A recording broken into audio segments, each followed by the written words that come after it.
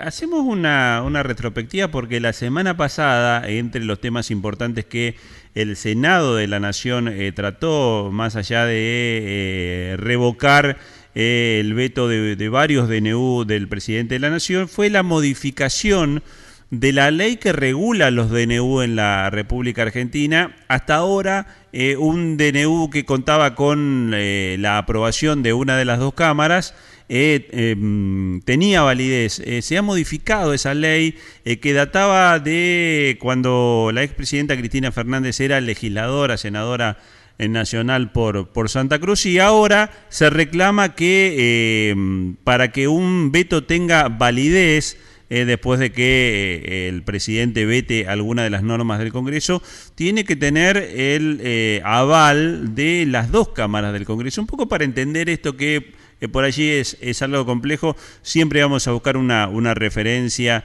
de abogados constitucionalistas que nos ayudan a entender, y agradecemos como siempre, y lo estamos saludando, al doctor Roberto Vicente, que además ha sido secretario parlamentario, también ha estado ocupando la Secretaría de Justicia en la provincia de Santa Fe. Roberto, ¿cómo estás? El gusto de saludarte como siempre, buenos días. ¿Qué tal? Buenos días, ¿cómo estás? Muy bien, muy bien. Bueno, ¿nos ayudás a entender esta modificación que estableció el Senado respecto de la ley de DNU? Bueno, mira, el tema es el siguiente. Uno de los grandes problemas que ha tenido normalmente los DNU es que durante muchísimo tiempo no hubo regulación. Es decir, entonces, ¿cómo terminaba la situación? Se judicializaba. Claro. Muchas de las cuestiones que se judicializó, la Corte también dijo cuestiones diferentes, porque era un resorte del Poder Legislativo, etcétera, etcétera. Recién en el 2003, la ley vigente, la 26122, intentó fundamentalmente reglamentar los decretos de necesidad y urgencia, pero también con una trampita que de alguna manera no condecía con los criterios sistémicos que tiene la Constitución Nacional. Es decir, está prohibida la sanción ficta, es necesario que los trámites pasen por ambas cámaras, es decir, toda una serie de cuestiones que esa ley no contemplaba, de forma tal que con la aprobación en una sola de las cámaras la mantenía vigente o la dejaba vigente. O la otra situación, si no se trataba el veto, podía seguir vigente de por vida, sin necesidad de que la Comisión Bicameral Permanente los trate. Bueno, todo ese tipo de cuestiones, indudablemente, aquellos que se opusieron en otras oportunidades a las modificaciones porque les convenía, me refiero a su origen en la época de Néstor Kirchner y con posterioridad a Cristina Fernández, y también con posterioridad a Macri, porque también a Macri le convenía mantener este sistema. Bueno, y por supuesto ni hablar a Milei, porque puede gobernar sin Congreso, es decir, con un decreto de necesidad y urgencia, sin que lo trate en la Cámara, verdaderamente resuelve la situación. ¿Qué ha ocurrido? Este último decreto, que verdaderamente yo creo que fue un abuso muy importante del gobierno nacional, trajo como consecuencia su rechazo de una manera muy compleja y que demostró fundamentalmente el desprecio que hay hacia la división de poderes. Bueno, felizmente ha empezado a discutirse y ha empezado a darse este otro tipo de esquema, es decir, para que un decreto de necesidad y urgencia quede vigente, tiene que haber un plazo para su tratamiento, para que un decreto de necesidad y urgencia tenga vigencia, requiere del apoyo de las dos cámaras, es decir, una serie de cuestiones que armonizan con el esquema de formación y sanción de leyes que establece la Constitución. Bueno, este es un poco el esquema. Ahora hay que ver si logra verdaderamente esta reforma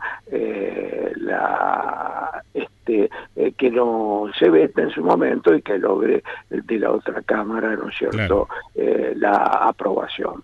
Pero yo creo que es un adelanto interesante, es lo que obligaría a reforzar la división de poderes, es decir, porque los poderes deben dialogar y el diálogo de poderes trae como consecuencia la posibilidad de trabajar sobre cómo conformar una legislación que de alguna manera represente la mayoría que también tienen las cámaras legislativas.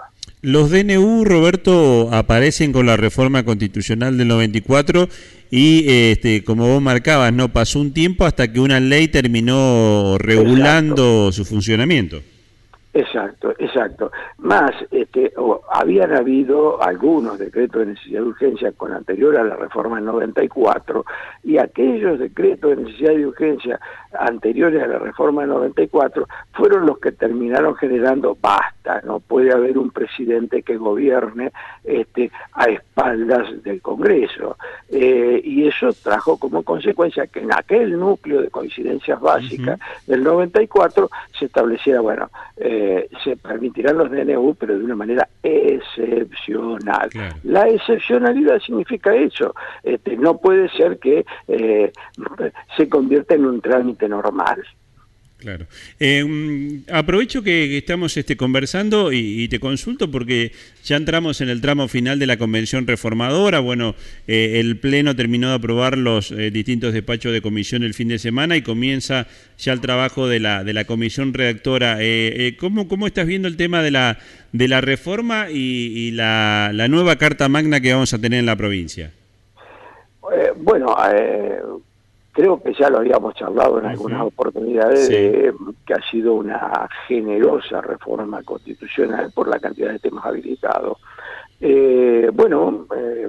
Para el gusto, digamos, de los técnicos como nosotros en el derecho constitucional, siempre hay algunas cuestiones que nos gustan más y otras que nos gustan menos. Esto es así, ¿no es cierto? Pero no obstante eso, yo creo que ha habido un avance bastante importante. Fundamentalmente, si bien no se dio, como también lo habíamos conversado en muchas oportunidades, el debate previo a la elección de los convencionales constituyentes, se ha dado dentro de la propia convención escuchar a los distintos referentes de los distintos temas que se encontraban habilitados, con lo cual de alguna manera ha sido un avance importante. A mi juicio eso termina siendo un avance a media, porque generalmente los debates en materia constitucional tienen que ser previos y posteriores, y por supuesto, sin lugar a dudas, una vez sancionada la reforma, vendrán también algunas críticas y algunas aprobaciones importantes por parte de la sociedad en temas que creo que han sido interesantes. Por ejemplo, la reforma de los poderes, hay algunas cuestiones que han sido importantes. Bueno, el tema de la reelección se puso en caja, fundamentalmente cuántas reelecciones podían ser, para evitar entrar en colisión con algunos fallos de la Corte Nacional y algunas opiniones consultivas de la Corte Interamericana en materia de reelecciones indefinidas. Entonces, todo ese tipo de cuestiones me parece que desde el punto de vista de la calidad institucional va a ser positivo. Después hay que ver, por ejemplo, cómo va a funcionar, porque también a veces nosotros después le hacemos decir a la Constitución lo que la Constitución no dice. Pero desde el punto de vista de lo que la Constitución va a decir, hay muchas cuestiones que son positivas, son interesantes. Por ejemplo, entre otras cosas, la autonomía del Ministerio Público, la autonomía municipal. Es decir, son institutos que no estaban funcionando en la Constitución vigente, que se han ayornado y que van a ser positivos. Ahora también vamos a ver cómo funciona, cómo se van a dar las cartas orgánicas en materia de autonomía municipal, cuál va a ser la calidad democrática que va a tener ese tipo de cuestiones, que yo siempre pienso en positivo, pienso que tiene que salir bien.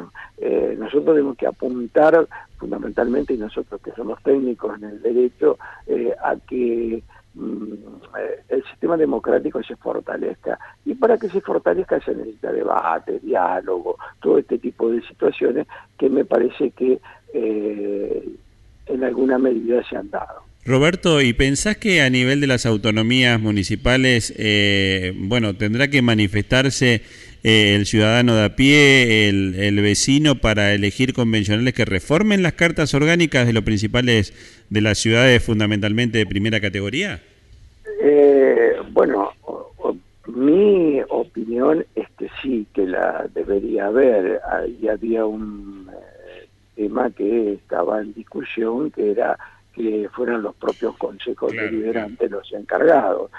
Yo creo que es un ejercicio de poder constituyente de tercer grado, las cartas digamos, que generan la autonomía de los municipios. Y me parece que a eso hay que apuntar, es fundamental. Pero bueno, vamos a ir viendo cómo se desarrolla y vamos a ir viendo cómo termina, y cómo termina, de acuerdo a la comisión redactora, amalgamando todos estos votos que ha juntado en cada una de las temáticas que se han aprobado. Roberto, como siempre, agradecerte la gentileza de este contacto. Te mando un abrazo, nos mantenemos al contacto.